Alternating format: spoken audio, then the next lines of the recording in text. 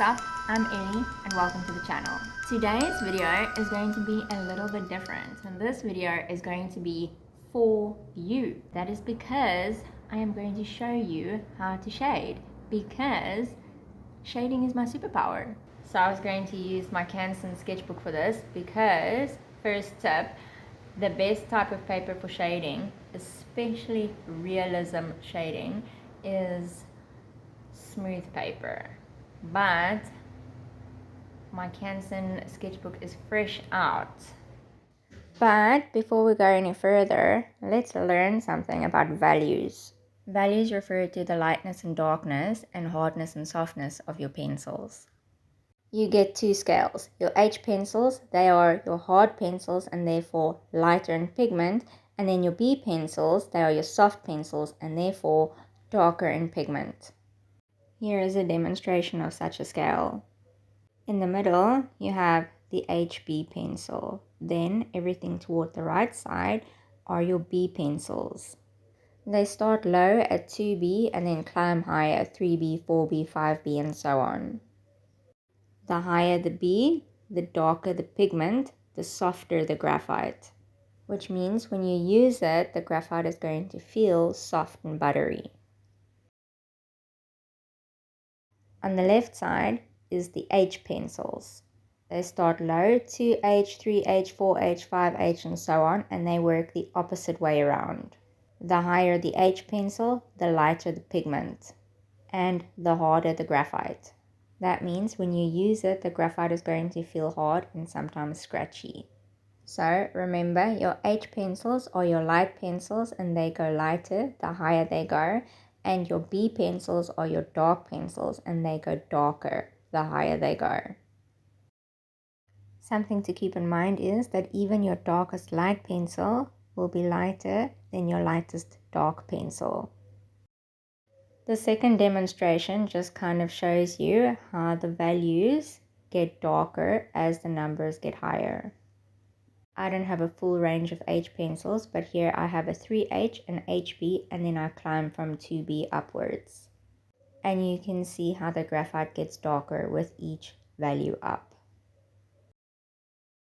And now we can get into the different ways to shade. Because yes, you can use any one of these techniques to shade. Hatching, cross-hatching, scumbling, and stippling. The one I'll be using, however, is the method in the top left corner, smudging or smearing, but I just call it blending, which isn't entirely correct because you can blend in all of these methods. Blending refers to the smooth transition from one value to the next, either dark to light or light to dark. In colors, that would be the smooth transition from one color to the next color. But I'll get more into the colors in a different video. And now we can finally get into it. And the solution to my paper problem is lined paper. Remember this little sketchbook where I did the hand challenge in? Yes, because it is the smoothest paper I have compared to some of my other sketchbooks right now. So we improvise. And I'm going with the sphere. So to start, on your paper, just draw one big circle. And while drawing the circle, I want to emphasize on the fact that using smooth paper is not a hard rule, but I prefer smooth paper for graphite work, especially if you're trying to achieve a three-dimensional or semi-realistic look. But that's not to say that you can't achieve realism on textured paper, because you can. The best is to play around with it and see what works best for you. For me, smooth paper works best for graphite. But now that the circle has been drawn, we can get our pencils ready. I've chosen a regular HB. This is an HB clutch, a 2B for those mid-tones, and then a 6B for the dark tones. And then I decided to have a 4B on standby, just in case the transition lacked a little bit in the mid-tones. That said, you can achieve different values with a single HB pencil as well. You don't need different value pencils. If you don't have them, it's okay. An HB is sufficient for your lightest values. I'm starting with an HB for my lightest values, but when it comes to the darker values, you'll just need to layer it a couple times until you achieve those darker tones. You will also need something to blend with. I'm using a blending stump, but you can use a piece of tissue a Q-tip, or a makeup brush. If you really want to, you can even use your finger. I, however, refrain from using my fingers because it transfers all those natural oils onto the paper, which can make the blending patchy and uneven. There are also different types of erasers that you can use. I prefer a kneadable eraser, but a regular eraser will also do the job. The nice thing about a kneadable eraser is that you can mold it to erase very fine details. Or you can roll it over large patches of graphite to erase evenly. Though for the most part I used a cheap pen eraser for this demonstration. Next, you're going to place your light source. I placed mine in the top right corner. That is going to be the very lightest part of the sphere. And if you like, you can draw a very light oval shape at the very top where the light hits the ball. This is just a soft reminder to yourself. You don't have to do it, but I find it helpful. And on the very opposite side is going to be the darker side of your sphere, right at the base of the sphere. And later on, we'll place a shadow there as well. Since I'm going for a three-dimensional, semi-realistic type of look, I've decided to lighten my lines because there are no hard lines in realistic work. And even though I'm not shooting for realism as such, it will help that three-dimensional look. And now we can begin. I'm starting off by shading the entire ball in the HB pencil. I don't usually start this way. Normally I would start with the very darkest tones at the base and work my way up to the lightest area.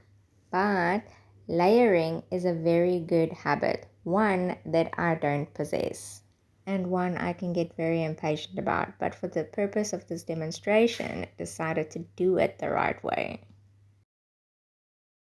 You can see I stopped right before my little oval that indicates the lightest area of the ball, because if you go too high up, you can potentially lose that highlight. And then I blend it out because we don't want that hard line. Though I will say I struggled to blend out that hard line a little bit and it needed further work later on. That's okay, you can come back to it later. My patience, however, with that dark line was wearing thin, so I decided to move to the base with my darkest value. This is my favorite part about the whole process, is the darkest areas. I feel like this is where the magic happens. Light source is technically just as important as the darkest values. There's just something about those dark values, especially if you go really, really dark, that does something special, something extra for the depth and dimension, or rather, the illusion thereof. And so I say unto you, don't be afraid to go really, really dark in your darkest areas. After applying the darkest value, I'm just blending it out. Now I will say too that I have seen artists put down all the values first before they actually get to the blending phase. Meaning you'd see them colored in stripes, the dark tone at the bottom, the mid-tones in the middle, and then the light tones toward the top. Something like this. And then they'll blend it all out. The problem I find with this is that there's too much graphite at once, which can sometimes overpower the mid and light tones. And your lightest tones might then be too dark to create a smooth transition to that highlight at the very top. When that happens, to soften that graphite, I often feel compelled to move it even further up towards the lightest area.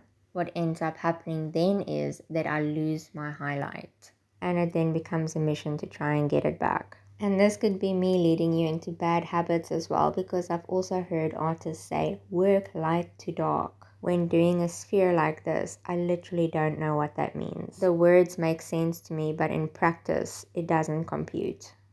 So I do it this way because this is what works better for me. But play around and see what works best for you. Also, you'll notice that I'm working with a 2H pencil here.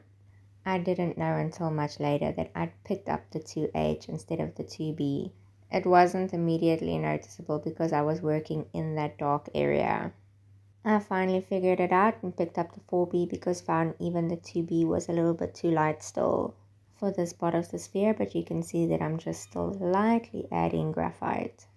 And then blend, blend, blend, blend, blend, and then repeat. Go back to the base of the ball if you feel like you want it darker. You can use a darker pencil or you can add more layers and work your way out. And now it's time to finally take care of that line. I added just a little more graphite because it felt like the graphite that was there didn't want to blend any further out. So I added just the tiniest bit, and then between my blender and a makeup brush, just smooth it out little by little. Like so. And voila. I didn't immediately notice whilst I was working on this in the moment, but looking back at it now on camera, I do feel like the transition from the highlight down to those lightest tones could have been just a little bit smoother. Meaning that those light tones leading up to the light source are just the tiniest bit too dark. But we're not shooting for perfectionism. And now we can move on to the shadow. On the other side of the ball, toward the opposite end, you can try and imagine how the shadow would fall. Oftentimes with these spheres, I see people do like an oval and sometimes a round shape to indicate the shadow. And I used to do it like that too. But these days, I like to just scribble the shadow down. Personal preference, but you do it the way you would like to do it. But however way you choose to do it, keep in mind the darkest part of the shadow is going to be right at the base of the ball. And it's going to get lighter as you move out away from the base of the ball. And I have to say, I struggle to get the darker values to stick at the bottom of the sphere. If I had to guess, I think it would be because I probably put too many layers down and that paper was just struggling to hold on to it. To the point that it was just not really taking it anymore. But here it is. Let me know in the comments, how did yours come out? And let me know, what part did you enjoy the most? What part did you find the easiest? And what part did you find the most challenging? And if you liked this video, come back next week, where I'll show you how to apply all that was learned in this video to a piece of art. That's all for this video. Thank you so much for watching. Thank you so much for your time. And try it.